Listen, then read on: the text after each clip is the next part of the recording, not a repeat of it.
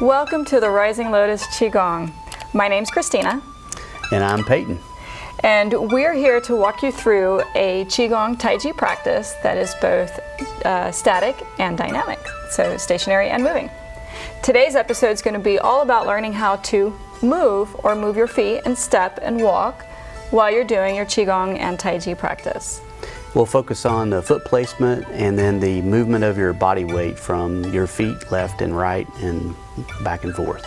Yep, absolutely. And I think it's important for us to go over the details on maintaining proper structure and alignment so that we can avoid injury when we're walking or stepping. So I know that a lot of people think that when you're doing Tai Chi or you're doing Qigong, the probability for getting injured is really remote. But actually, if your body's not in good alignment, then there's some key places that can create pain and discomfort, and over long term can actually cause more significant injuries. So today we're going to talk about how to move your feet while you're doing Qigong and Tai Chi, maintain the rules of integrity and structure, and so that you can build a solid foundation for the future and keep doing your practice without having any kind of adverse side effects. In this portion, we will not be using any of the arm positions. We'll introduce those a little bit later. We want you to focus more on what your lower body and your legs are doing in order to create that nice connection to your feet for balance. We want you to be able to move and shift your weight back and forth without having to determine exactly what the arms are doing. We'll add those back a little bit later. Absolutely. And if you are already comfortable with the rules of posture and you're ready to move into the realm of energetics, then you know that proper alignment of the lower part of the body is really important to maintain a good flow of Qi. And Qi flows up from the ground through the yin meridians on the insides of the legs and into the lower belly, which is called our lower dantian, and then yang energy, which flows down on the outside of the legs and into earth. And so keeping the rules of posture as we move helps to enhance the flow of Qi that fills all the way up into the fingertips and into the head, that gives us all of that magic feeling of Qigong.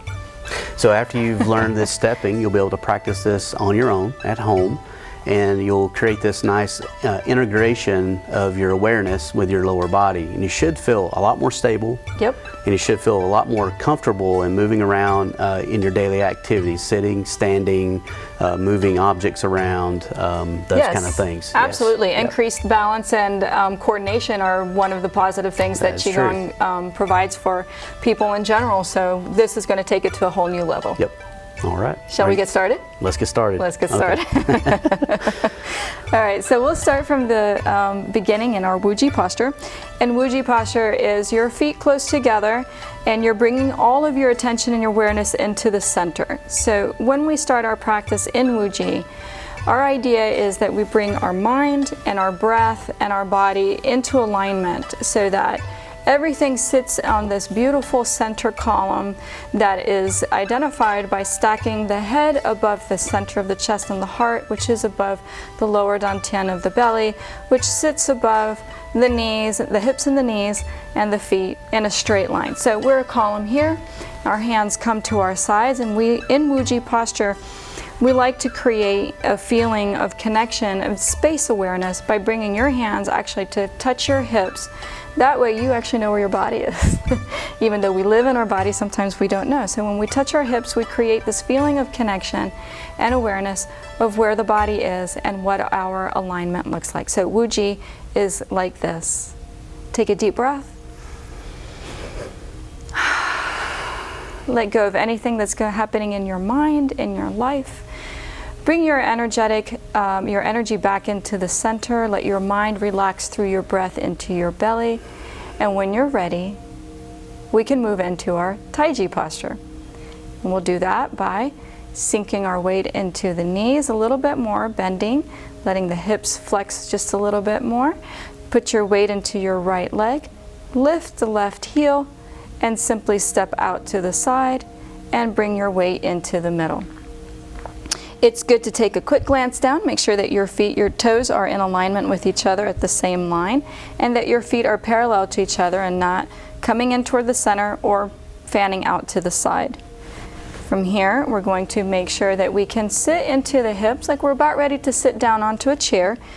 Take a look and make sure that your knees are out over your feet and haven't begun to sink into the center. If they did, bring your hands onto the inside and simply push the knees back out so that they're in alignment with your feet.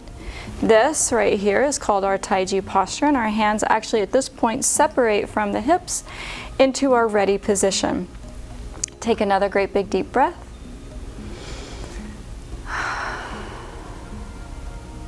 Thoughts relax into the breath, breath relaxes into the body. And from here, we can do 3 pulling down heavens to begin our exchange of yin and yang energy.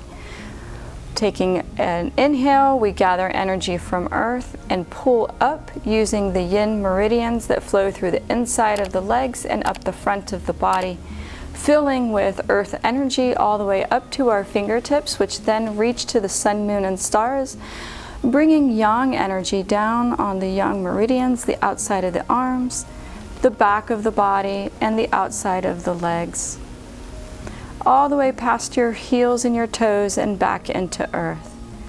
A beautiful exchange of yin and yang as we inhale up to the shoulders and all the way up to the sky, and exhale from the sky as the hands go down back into earth. Again, another pulling down heavens. Inhale, let your body expand, fill with energy. Staying full, we exhale and root our energy back down into earth. And we stop in our Taiji posture. That's the opening of our practice. What next? Let's do some Yin Yang spinning. Let's do Open Yin up Yang our waist since we'll be stepping. Okay. All right, so from this point, we're just going to slowly allow our body to turn left and right. Our knees are pointed forward, our hip bones are pointed forward, and we're just allowing ourselves to nicely, easily spin left and right. And we'll pick it up just a little bit. Allow the shoulders to relax, allow the hands and the arms to just relax. As you're spinning, your palms will probably touch the body a little bit, which is totally fine. We'll go here a little bit longer. You let the arms come up, and force of the twist and the turn, allowing the hands to actually touch our shoulders at the 1 point. Good. Make sure those knees are nice and straight, nice and stable. Okay, let's start to turn the power down just a little bit, allowing the arms to just kind of flow back down, allow them to relax. Turn it down just a little bit more. And we do not want to stop abruptly. We want to allow ourselves to just come back to the facing forward position, just very, very naturally and on its own. Interesting note, even when you come back into this middle position, you may actually still feel yourself twisting left and right just a little bit. Just relax, allow everything to settle. Breathing into the lower dantian. Nice and strong Taiji posture. Bend the knees. Toes are pointed forward, tailbone rolled under. Head is lifted a little bit. Feet are flat on the floor. Inhale and exhale. All right, let's move into ocean waves. So what we're going to do next is we're going to shorten our stance just a little bit. Just move your foot in just a little bit. So we should be lined up with with our shoulders. So if you put your hands straight down to the floor, you should be able to, your fingers, if you look left and right, the outside edges of your feet should be right there where your hands are at. Good. All right, flex those knees again. Tuck your tailbone underneath. And now we're going to just rock forward onto the balls of our feet. Palms are going to wrist lead the palms forward a little bit. Exhaling, we're going to rock back to the heels. Good. Inhaling, rocking to the balls of the feet. Heels stay on the floor. Exhale, rocking back. Good. Inhale, lead with those wrists. This arm movement Number one is to help us keep our balance. Number two, we're starting to lead energy up from the floor through the insides of the legs, up into the lower dantian, filling through the chest, up into the shoulders, linking and connecting our whole body into this movement. Inhale and exhale. Good. Inhaling, hands come up a little bit higher, maybe up to the diaphragm area. Exhale, sinking backward. Take our time. Inhale, middle of the chest. Good. Exhale, sink back. Inhale. Exhale. Looking good. Inhale, coming all the way up to our shoulders. Exhale, leading with the elbows and wrists. Inhale, coming up to the shoulders, sinking down, elbows and wrists, lead. Inhaling and exhaling. Inhaling, leading with the wrist here. Exhale, lead with the elbows, then the wrist and hands. Good. Inhale and exhale. All right, two more. Inhale and exhale. Last one. And hold this position right here. Elbows are heavy, palms are facing forward. Our first Taiji position for our stepping and movement. Excellent. Relax, let the elbows and hands come all the way down to our sides. And we've got a nice little warm up of our body, getting us ready to do our stepping Tai Chi. Felt good. Felt real good. All right. Well, shall we work with the stepping of the opening of Tai Chi, start getting used to moving our feet? Let's do it. All right. So from here, we've already got ourselves mostly in position. We're going to break it down into simple steps to learn how to move our feet in a good alignment so that we can feel comfortable as we shift our weight from side to side. The first thing that we can talk about is learning what the concept of a wall is. So there's a certain, I would say, wisdom in learning where one is extending too far or not extending enough. And somewhere in the middle of that, going too far out of alignment or not enough into alignment, there's what we call the wall. The wall is basically, if you'll step over here this way a little bit, we call the wall as the alignment between the shoulders, the hip, and the knee. So when we step, what we don't want to do is we don't want to step too far, overextending the body and applying too much pressure into certain areas. For example, maybe you can demonstrate real quick what stepping too far to one side is. Breaking your wall, going too far. Okay. Starting out in the Wuji posture. Yep. Flexing my knee, shifting my weight onto the right foot. Left heel comes up as I step out, and the foot goes down. I'm shifting. Now I feel like I'm completely extended. Yep. So if we say the step means that we need to move to the left-hand side, which is in this direction, and I say, Peyton, move to your left, but you overextend, it's going to look like this. And so you can see that his shoulder has gone beyond his hip and beyond his knee, which I'll ask you to just come up out of that a little bit.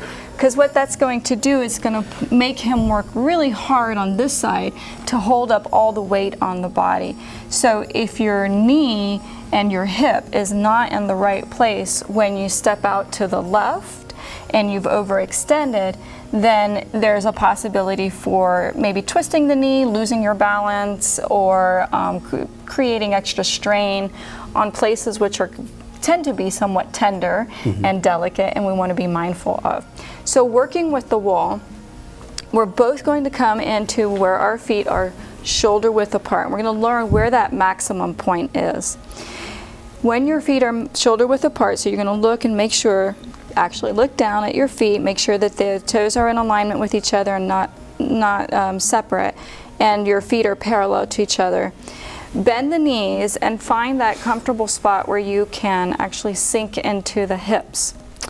From here, if we're going to shift to our left hand side, the goal is if you put one hand on your belly and one hand on your heart area, then you're going to stay upright, so we're not leaning forward, and we're not going to turn to the side, and we're not going to lean to the side or lean to the side. We're going to take this whole torso, and exactly the way it is, we're going to move it to the left. So we slide onto that left leg. So if you get to that maximum point, go ahead and take a look. Is your shoulder above the hip, above the knee, above the foot? So depending on the shape of your body, your hip may come in slightly, or if it may go out slightly. So it just depends on the shape of your body, but what you're looking for is this alignment to make sure that you don't overextend. So again, if you'll bring your hip out, yep, so you've gone too far, or push it out really far.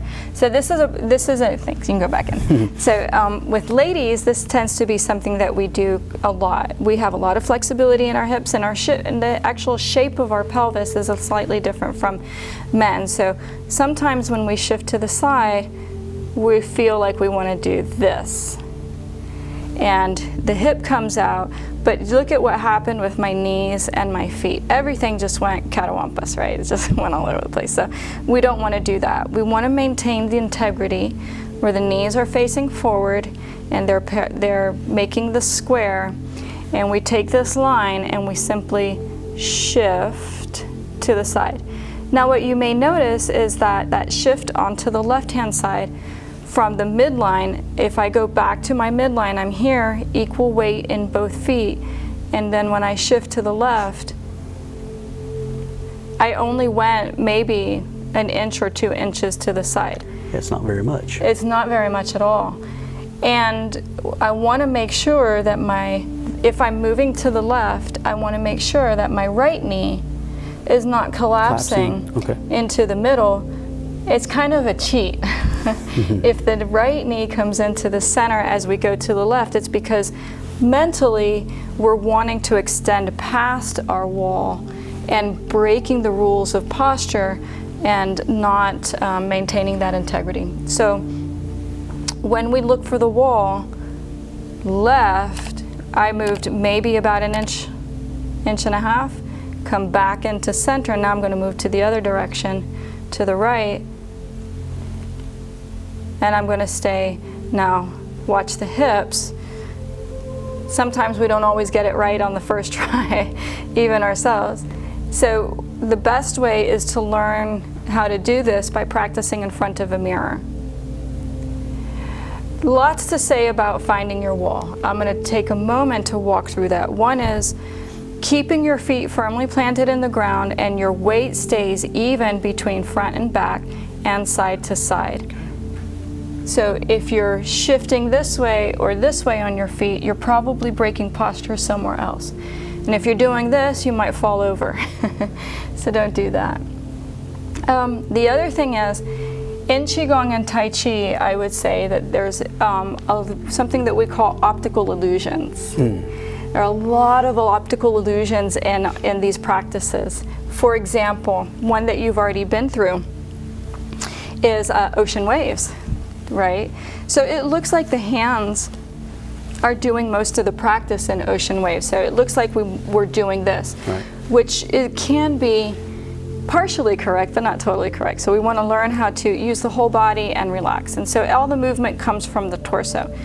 So when we step, we want to make sure that we might be looking like we're going to step very far, but the actual movement itself is very tight. That's what I'm trying to say.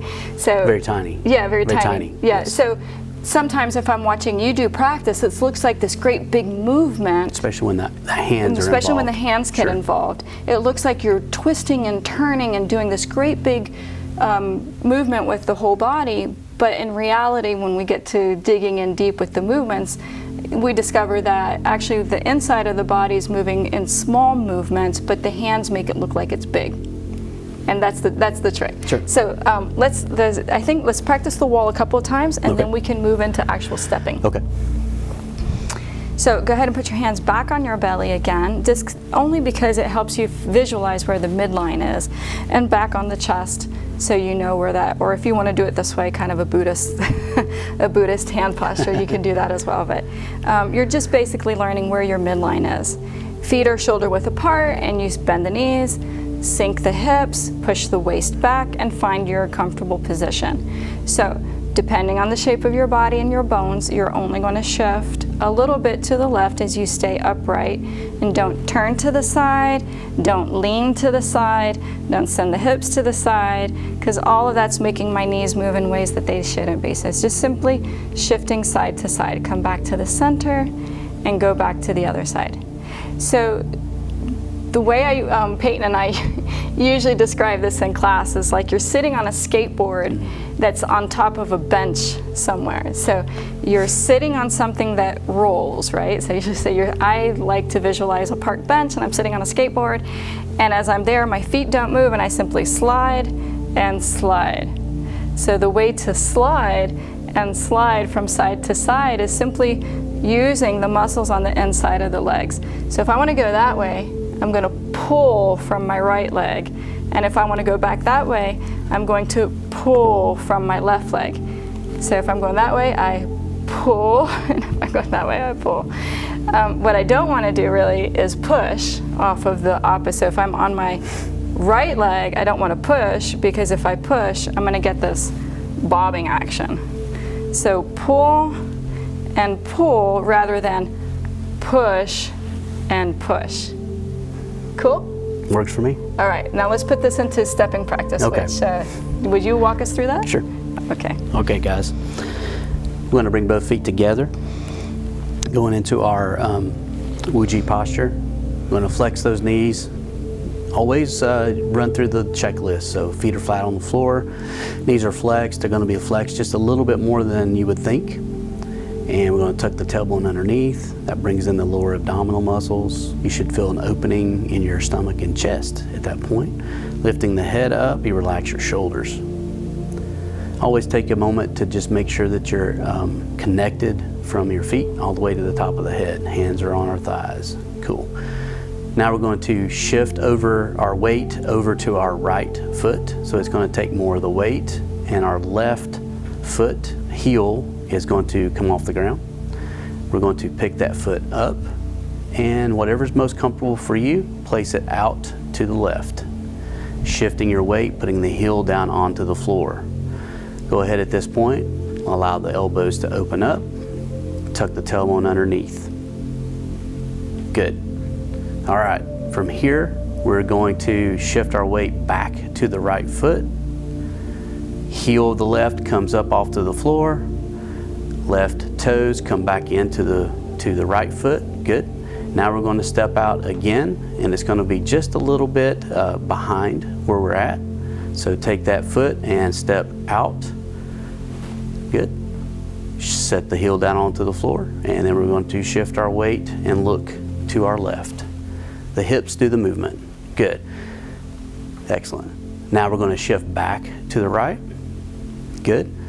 Our left foot is going to turn to the front, the toes to the front, and we're going to pick that foot up and bring it over to the right foot. Good. And go back into a Wuji posture. Nice even weight on both feet. Let's try that one more time. This is beginning practice, teaching you to reach out and get ready to do that shift. So sink a little bit more onto the knees, shift your weight to the right foot, left heel comes up off the ground, and step out to the left with the toes, set the heel down onto the floor. Now we're going to shift our weight over to the left, turning to the left, looking to our left side. Perfect. Shift back to the right, turn the toes of the left foot forward, pick that foot heel off the ground, bring it back to the right leg. Good. Coming back up into Wuji posture. Excellent. I think that's a great opening for beginning a stepping practice. Yep. So this is something that you can practice during the week. We can practice this left and right, yeah? Yes, we can. We can Yeah, practice so the left same and right. thing to the right side, lift the foot, step out, and shift, right? That's correct. Same thing. Yep, and then shift back and bring that foot back in. Okay. That's good. So maybe for our practice for several days will be just simply learning how to pick up the foot and step out and shift and come back and do the same thing on the other side. That is correct. Okay, perfect. Thank you. You're welcome. Thank you for joining us today Yep. for another episode of the Rising Lotus Qigong, and we look forward to continuing our practice. See you next time. See you next time. Keep practicing.